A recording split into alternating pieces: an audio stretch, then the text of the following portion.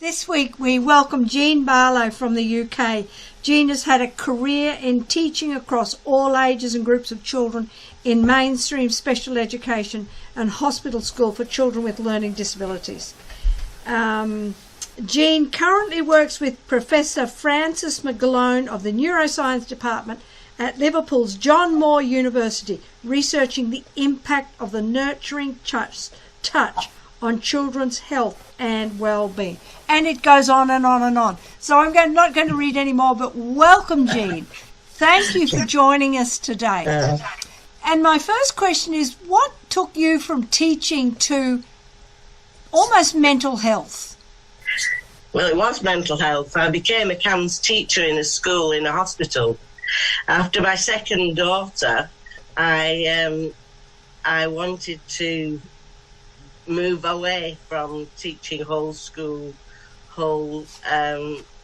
commitments. And I wanted something that would fit more readily with our family, and moved into a hospital school where the classes were smaller. They were very intense classes, but very, very much smaller. And I learned such a lot from working there for nearly 5 years. I worked there 5 years. A hospital school. Could you explain that to us? Yes, in England we have a CAMS, children and adolescents mental health unit in many of the hospitals, and this particular hospital had a school attached to its department, and the school had children from, there were 3 classes. There was early years class, there was a junior class, and there was an adolescent class.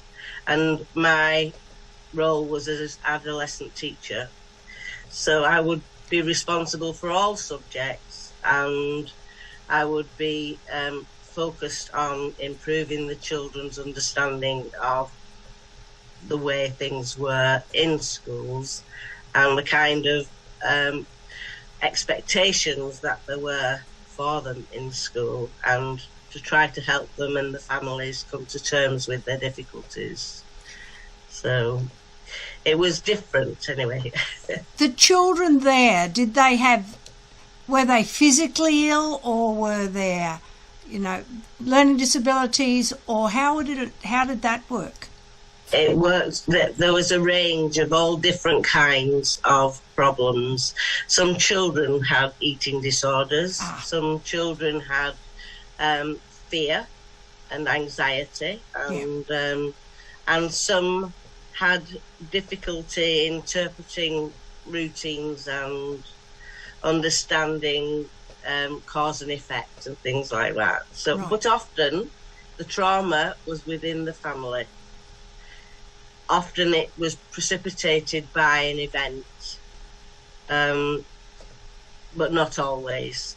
Yeah. Do you understand? So, and at that time, autism wasn't so much diagnosed. It was not something well understood at the time. Yeah. And since then, your research and your work has taken you to deal with touch. Yes. It has. It really has. Well, after I worked in the hospital school, I realised that we needed to work on things before the problem. Once you have a problem, then that becomes the focus, and really the focus should not be the problem. The focus should be looking at what the child needs in the beginning, and try to precipitate good, healthy growth and enrichment, nurturing and needs-driven agendas, so that you are always addressing the child's needs and explaining that this is the way forward. And it's really important that they see that adults are going forward just as children are going forward, and that it is a cause and effect thing with each of us, that we help each other to move on. And I think that's one of the things that's missing at the minute, that it's kind of prescriptive all the time. It's prescriptive. and children are not really good at following prescriptions. I work with a 15-year-old Yeah. who, when he came to me, couldn't tell the difference between TO and TWO. Yeah. And you think, and the parents had spent a fortune. Mm. And how that was prescriptive, and no one bothered to even check out his language understanding of anything. No. And that is common in childhood. That really is common. And you see, the first 3 years are so important in a child's life, and people don't yet realise that, and don't understand how it's vital to have this enrichment right from the word go. Even while mum's carrying the baby, it's important to have that gentle, soothing, stroking, loving, caring, nurturing acknowledgement all the time. So I think this is why it's so important that we understand it now, because we've got an opportunity. It's a new century, it's a new time. We can start again, can't we? Particularly with the pandemic that's taken over everything. Sorry, Lisa, what were you going to say? No, I was just thinking, Jean, what year was this that you're talking about, roughly? Probably 1983, 84. So my next question is, were a lot of the kids simply on medication? Because we see a lot of that now. No, not at that time at all, no. The psychiatrist who ran our school did not believe in medicating children.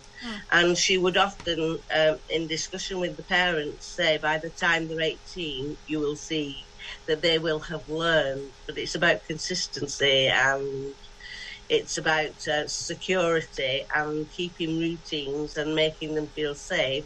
But not very many people actually heard what that meant and interpreted it well.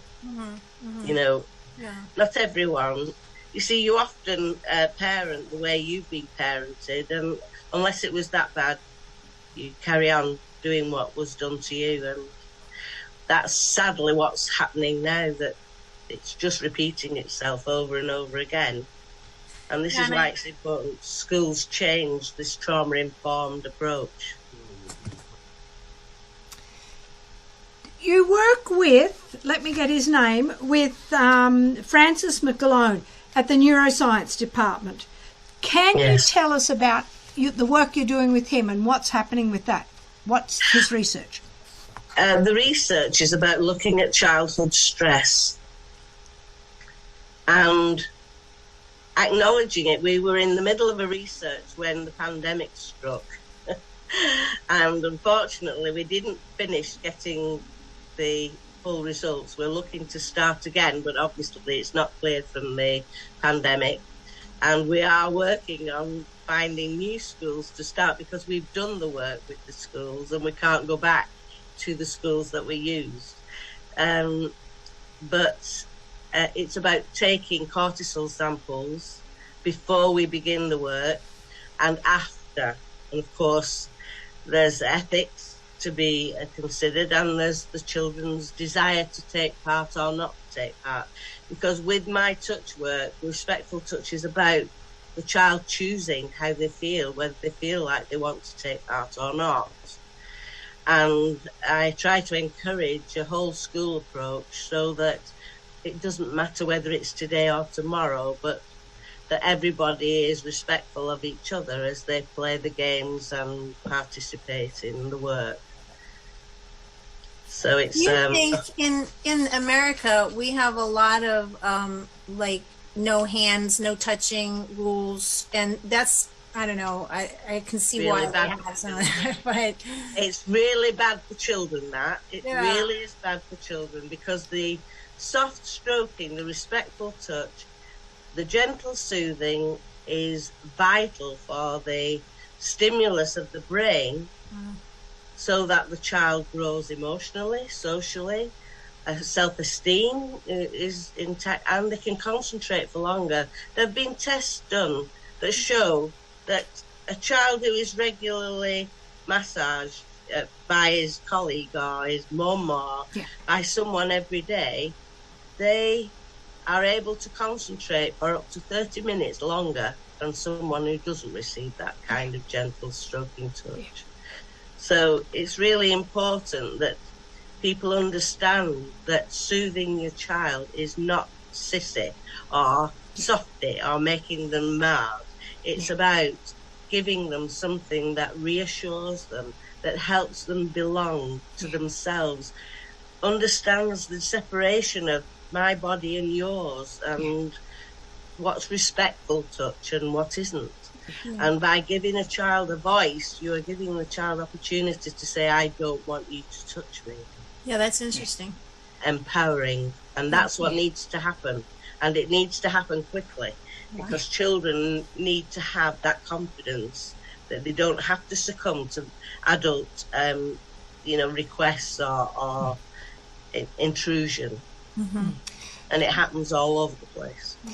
Because from the early components of your research, or what it's built on, I imagine, come from the orphanages in... Yes. Yeah, absolutely. Tell us about that. You're the expert. I was already doing it when I did some research around. What brought Francis and I together was that I always did research with my work, because I wanted the schools to see the difference between something that was just nice to do and something that really had an impact. Yeah.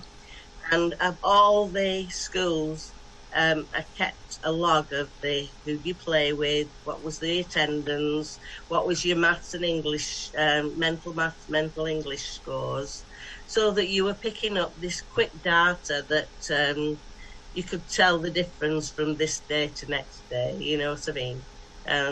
Because children can choose whether they join in or not. The majority join in, and I've had autistic children sit under the table and watch what was going on for a week and then join in. Yeah. You know, it doesn't have to be today, but they will participate and they will enjoy and they will show the parents and they will share it with the siblings, because it's natural and it's something that we should and always have in our evolvement. We've always done it. It's just that society, being proper, have decided to have these no-touch policies, which are really against the emotional and mental health of children and of people, because we still need to have touch when we're adults and when we're old. And we can see that with people who've been isolated in care homes, who have chosen to die rather than carry on living. They've had nothing wrong with them, but they've died. And it's because they've been isolated and alone. And that is the whole point of us being gregarious. All of us are. You know, it's part of our humanity, that we belong to each other and we share. We have like minds, we have like spirits, and we gel with certain people because they're just like us. And that's about humanity. You're going to say something, Lisa? No, I was waiting for you. Tell us about the research from these from the orphanages, and I think it's Eastern Europe that they came from. It was, yes, it was the Romanian orphanages. What happened was, it was called the Minnesota Project, and the people in Minnesota took many of the orphan children from Romania, and they brought them to America and brought them up as their own.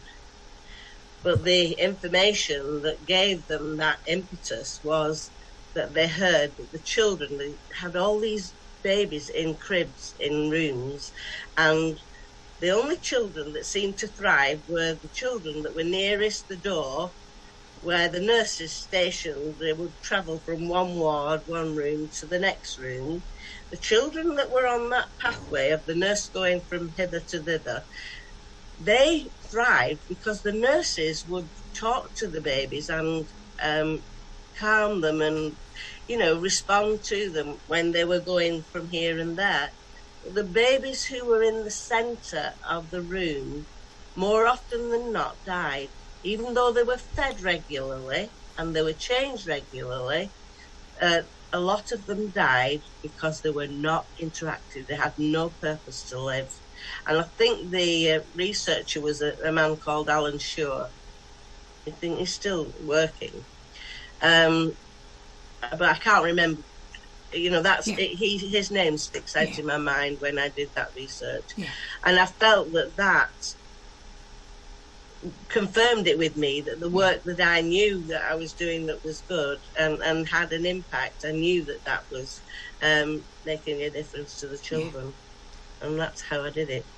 And I used to start trainings and, staff meetings always with some of the touch work. Always. When we get to the extremes of the world, it becomes so obvious what happens when we don't do the right thing. Absolutely. So they're the extremes, and that's what Lisa and I talk about. My students are often the extremes, but then children are on the whole range end up with Lisa's care 10 or 15 or 20 years later. Because I was saying to you, yes, talking about touch, I'm reading a book at the moment. I can't even tell you the title, but it's a girl from Manchester. Really? Yes. And she's in her 50s, and she talks about going to a convent school. Right.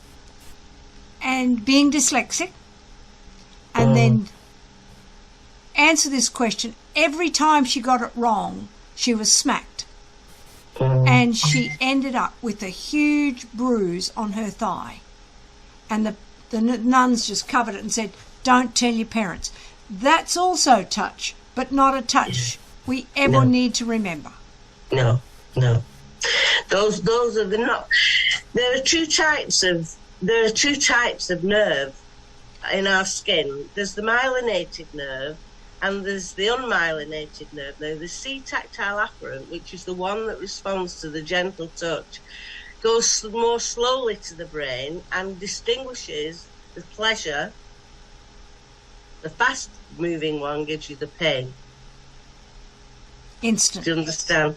Yeah, yes. The instant one is the pain, and that's the myelinated touch, and the smooth, gentle touch is slower. The C-tactile afferent that is slower and soothing, but it stimulates the midbrain so that it accesses the frontal lobe and it differentiates in its concept, and so the child will physiologically grow better, it will psychologically grow better, and it will gain an understanding of himself and others, because babies right from being born have to learn about the difference between self and others. This is why peepo games and these little tickly games that we play with babies, that's why they're so important, to help the child to distinguish between self and others. It's really interesting. It really is interesting, but there's so much about it.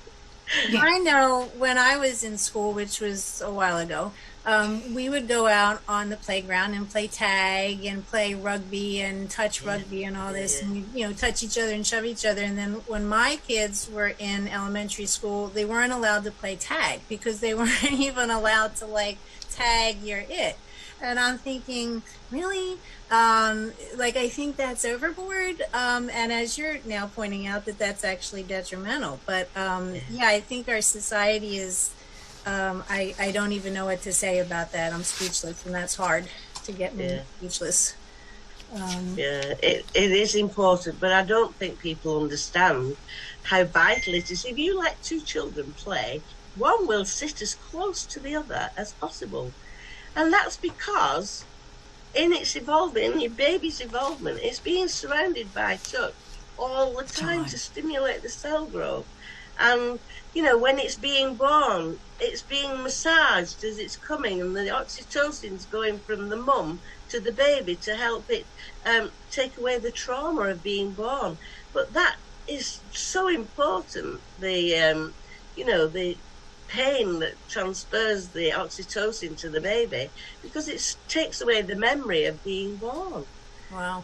It's really vital stuff. Yeah. It's really important. People need to understand that. Yeah. And I think of the kids that then, I mean, I have a lot of negative things to say about our current education system, of course. And I just want to be clear that it's not the teachers, it's the system. The system, yeah. But, we take kids who are little and playing with each other, and as you're saying, being nurtured, and then we put them in, say, preschool or kindergarten, and now all of a sudden they have to sit alone at their desk, nobody touch.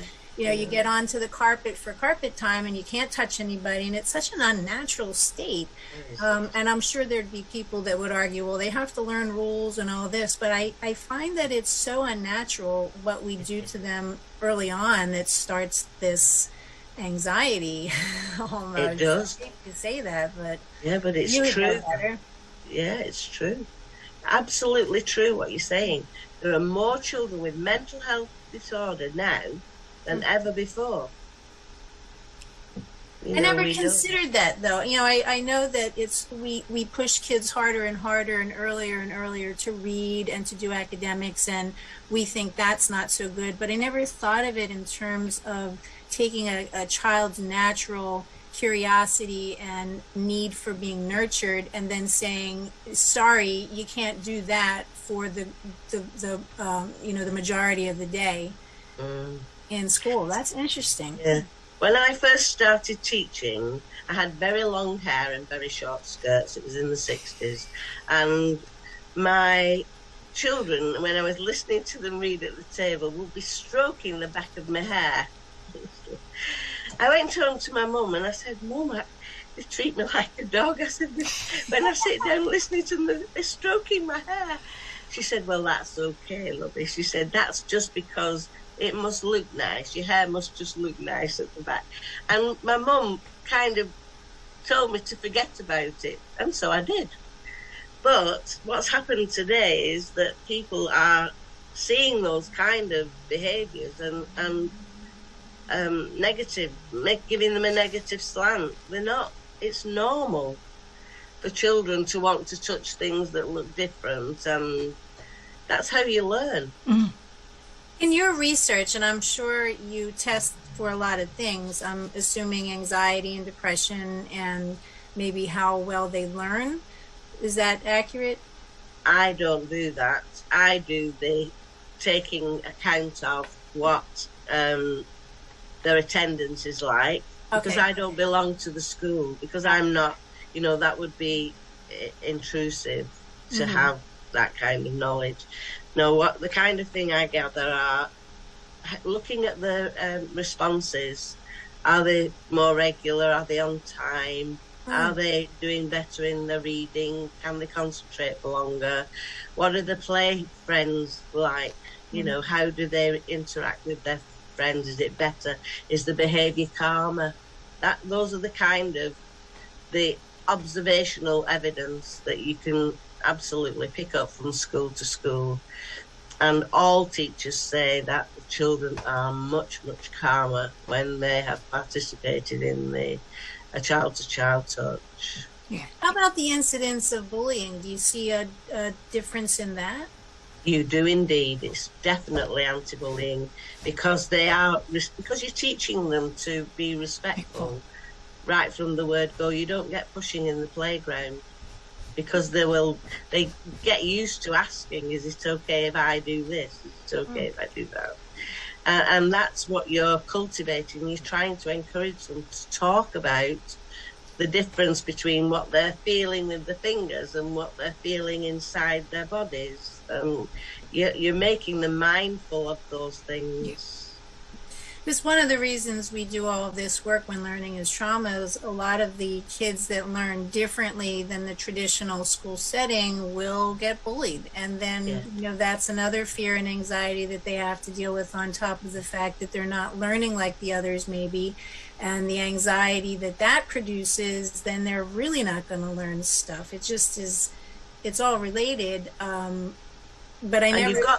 You've got also the children who are very bright, who learn very quickly, who feel odd, who are they're excommunicated from the group because they are swats, or so it's just children need to be told that we're all different, and they need to be encouraged to see that we complement each other with our differences, and by using different games to see who likes this, who likes that, they get used to seeing that people like things different, but we all have fun together. And that is the importance of it, that learning is fun, and we can all have fun together if we do it our own way. Yeah. And we help each other.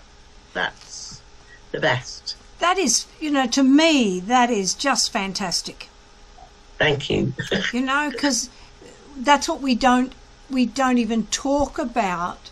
Some learn fast, some learn slow. We do things differently, but we're doing this. We're all part of the human race.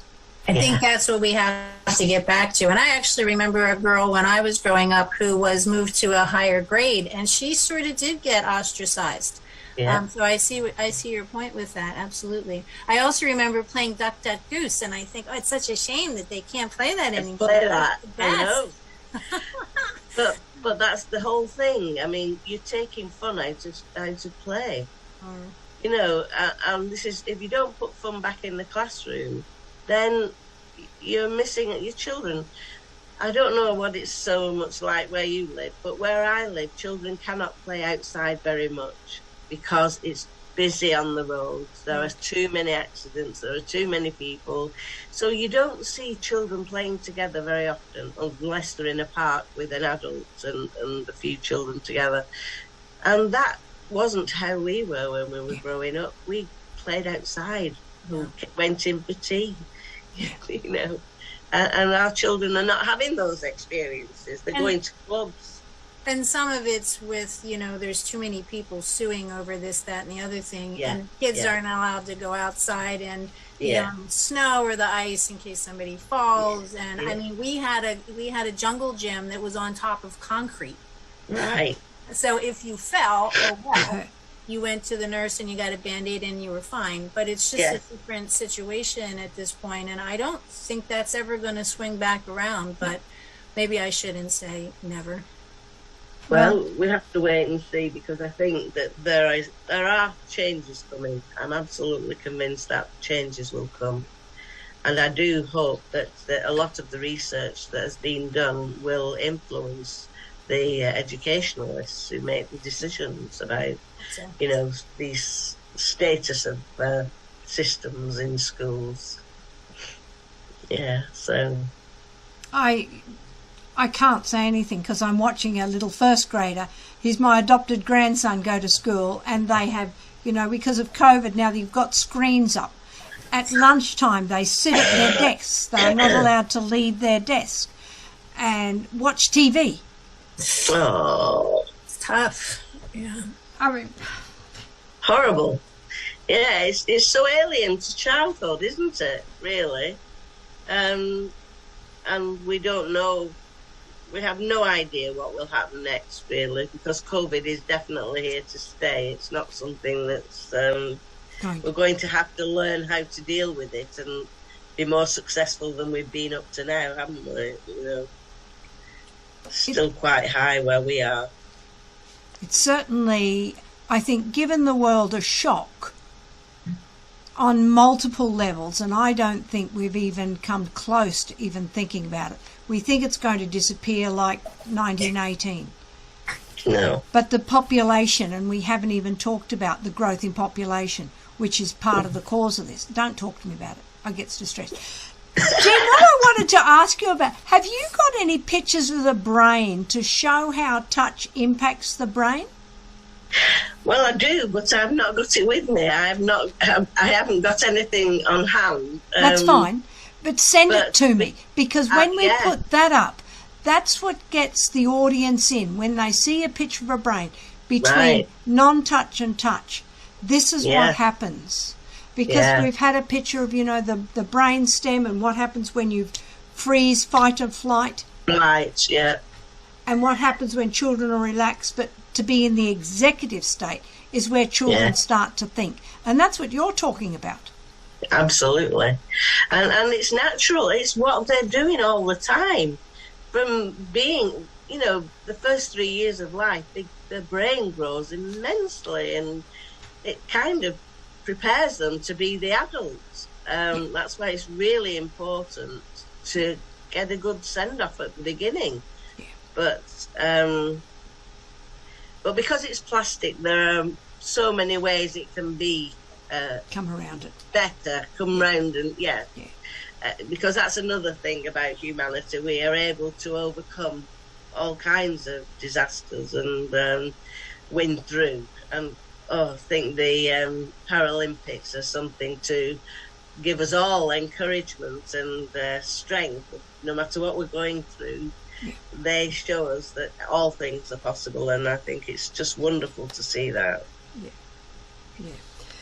So can you tell us about your child-to-child program? Yeah.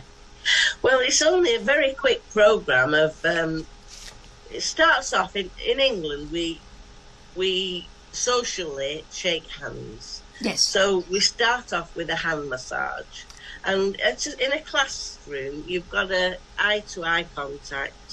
Now, I don't know, some little children don't make eye contact at all. So by doing a hand massage and working on the hands, you get that contact of looking at each other and sharing quiet voices and table manners. And it's just very simple. And then we have the back massage, which we teach when the children have built up trust. Usually it's in probably a week or something like that. And then we do the back and head massage, and then the children can choose when they're having a massage whether they want the hand or the back. And they can have different ones on alternate days, or they can have the same one all the time. And we have games that we play that are guessing games and sharing games that we can do in a circle, we can do in squares, we can do in lines, and they're just a variety of ways that we can use touch to reinforce the curriculum, to reinforce these connections that we're learning, and about asking permission and saying thank you, and respecting what people say, to give them plenty of practice so that people get into the habit of talking about how they're feeling and what they feel like doing today and so on. And it's just a variety of ways that we give to the teacher for the children to choose how they go forward with what they're doing. But every day, a 5-minute giving and receiving, so perhaps 10 minutes of the day. Some schools do it 5 minutes before break, 5 minutes after break. Some do it 5 minutes before dinner, 5 minutes after dinner. And some schools do it 10 minutes in the morning when they come in and settle down in the classroom. It's different. It depends on the school and the children and how they interpret what they want to do. But it definitely belongs to the children. Yeah. It's not for the staff to decide what they're doing. It's the staff to talk with the children to decide together how that might be approached. I'm thinking about children who are often ostracised in school, and what a way this is to break down that barrier and include them. It does. It really does. We have children who have disabilities that can't communicate, but those children who've got an assigned worker, it might be an adult worker, might be a peer buddy or someone. So long as you address all the needs of the children have to be addressed in the concept of how we begin it, how we do it in the classroom for the first time. And during the training, that is something that I would be talking about, that we look at our class, the dynamics, the children's needs, and we would work on, how we present it to them. So I was thinking about the kids maybe who have been abused, either physically or sexually, and I'm trying to think how that works. Well, let me tell you that I definitely introduced the hand massage in the way that I did, in order that the children who don't trust others because they are abused, because they are beaten or sexually abused, they need to gain trust. First of all, they're being allowed to choose. Secondly, they're being allocated someone with whom they can strike a relationship that is on equal par. Yes. And when you begin with the hand massage, it's hand to hand, and you've got eye contact, you've got gentle voices, and you're only doing what the person who is receiving the massage wants. And you're giving them control, it sounds like. Absolutely. And I see people as adults that feel that they don't have, that this control has been essentially stolen from them. Yeah. Interesting. Wow. It is. And it's possible to see people who've been abused and are teachers now.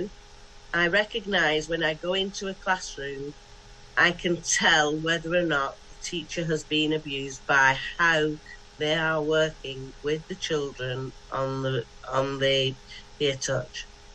I can tell, and I think that the same respect must be given to the teachers as is given to the children, that if they feel uncomfortable doing it, they must not do it. And that is something that I always say. Yeah. If it's not comfortable for you, do not undertake this work, because this is about your freedom. Yeah. That's really interesting. And you're doing it publicly, which is which is what you want to do, isn't it? Yeah, absolutely. Because it's about giving children this power to actually voice how they're feeling and what they want. Because unless they learn to do it quickly, early, it's easy to manipulate children. Yes. You think of the children who are brought up in care, who have never had one adult who has shown them constant, secure, soothing, caring, loving, because they're not allowed. I don't know what it's like in America, but in England, you're not allowed to cuddle and soothe and hold your foster children. You're not allowed to do that. That is so cruel. Even with foster children? You are not allowed to cuddle them and soothe them. No, you're not allowed to. We're creating Romanian orphanages again. Well, what I feel is that our children are being let down, and the ones who are most vulnerable are let down mostly. Yes. We have a question from Chris. He said, what advice do you have for parents of students that are struggling? Soothe them, help them, reassure them, comfort them, tell them stories, play with them, very close contact, lots of reassurance, and lots of different ways of saying the same thing. Not repeating yourself over and over again, no way. Lots of fun things, play games. Yes, lots of soothing, cuddling, comforting. Brilliant. That's brilliant. Yeah, that's just calm and soothe. When you say that, and I think back to a time when my children were small, you've got competing conflicts when the children are small. Get the dinner on, get the da-da-da-da-da. Yeah. And yet to say that we need to be calmer in our homes. Yeah. And put that as a priority. And yes, you do have to do these other things, but how can we do it in a way that is calmer and more nurturing? Yeah, we have to do it. We've got to learn to teach ourselves. We have to. I used to give my daughter a quick laugh, because when I used to and we made it silly and we made it singing. So I would say to my Naomi, come on, Naomi, we need a quick laugh. Scream. Oh, that's wonderful. But because, you've got to find a way. And sometimes your laugh brings tears to your eyes and your throat because you are having a bad time. But your baby is lying with you, and then you laugh. And it breaks. What does that mean? Because I'm over here in America thinking I'm not sure what she's talking about. What's that? The law, are you saying? Yeah, I do this. Oh. Okay. Because, when you get cross, you're going on top note, aren't you? And you have that feeling inside yourself, and you've got to get there. But if you sing it, it's not so bad. It's not as bad as shouting your head off, as you sometimes feel like doing. But my daughter, honestly, my firstborn, suffered all the laws that I had, and she taught me a lot. But what's coming to my mind now is that parenting, in the past, you think you as a parent or your parents did okay because you're okay. Therefore, you repeat the same process rather than reflecting and looking at what, how can we not repeat? Do it better. Yeah, do it better. How can we do it better? How can we save it?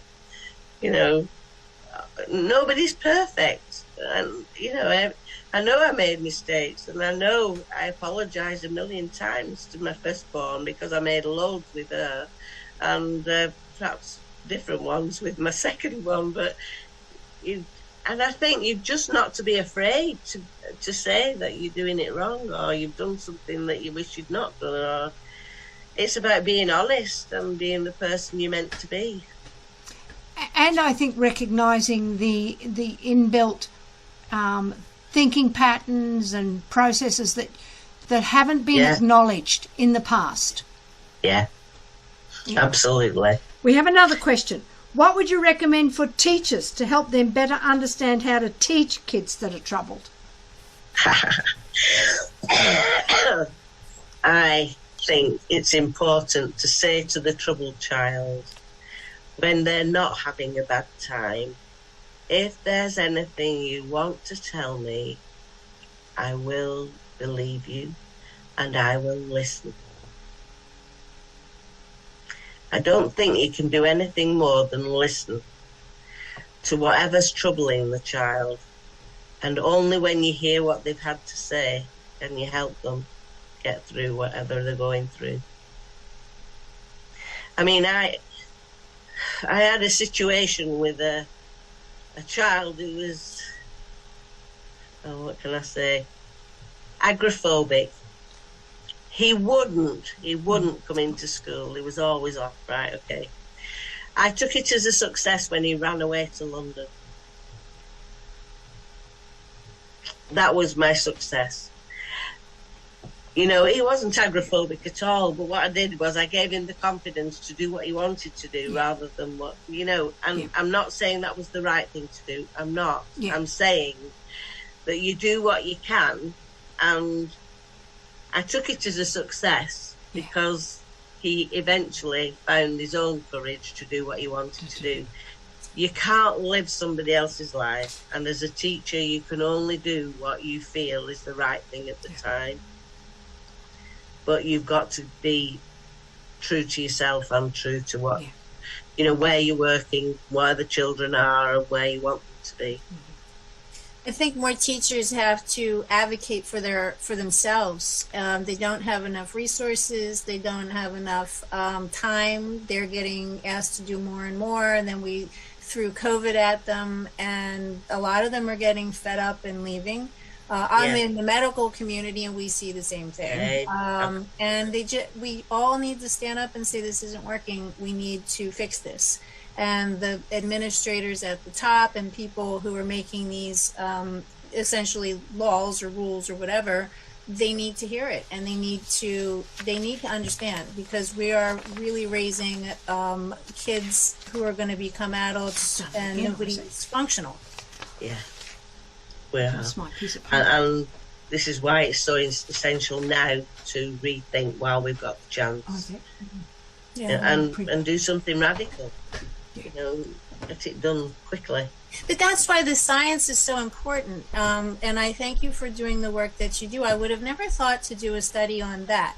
And we need people that are thinking of these things from all angles and getting scientific proof. Well, not proof, I shouldn't say proof, but scientifically we should have these results and things to look through, so we can not just be going on people's opinions of this and that, because there's a lot of opinions, but we need scientific, we need science. We do. And I was so glad that I was able to meet with Frances McGlone because he, he just opened doors that, I had a feeling, I knew that it was the right thing, but I didn't know why. And so it was wonderful that I was able to work with him. Our time is disappearing very quickly. Well, Jean, thank you so much for joining us today. Tell us where we can find you. My email, I've got two websites: www.achildtochild.co.uk and www.jeanbarlowtrainingsolutions.co.uk. They're both in the show notes. Right. I also have a link with Nurture International, who do nurturing practices working through the 6 principles of nurture for learning. And my work is integral in there. So I'm a patron of Nurture International.